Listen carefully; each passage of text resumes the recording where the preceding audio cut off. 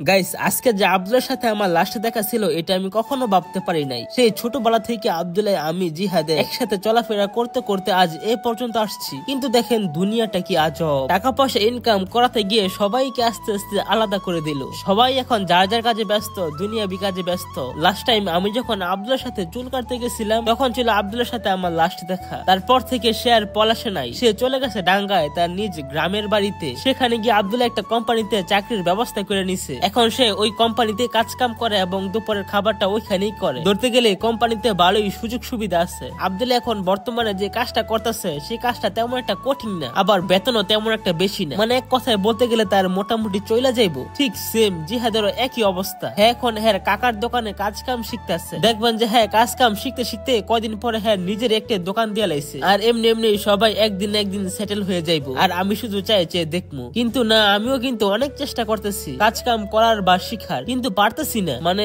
বলতে গেলে যেখানে যাই সেখানে কোনো না কোনো একটা ঝামেলা লাগেই থাকে। বাড়ি থেকে শুনে যাই এক কথা, কিন্তু যাই শুনি আরেক কথা। এভাবে পড়ার কাজটা হয় না। তাই অবশেষে আপনাদেরকে বলতেছি, আপনাদের জানা মতো যদি কোনো ফ্রি কোচিং সেন্টার থাকে যেখানে কাজ কাম শিখায় তাহলে আমাকে একটু কমেন্টে বললেন তো। আমি আপনাদের কমেন্টের জন্য এবং রিপ্লাই দেওয়ার জন্য অপেক্ষায় থাকবো ইনশাআল্লাহ।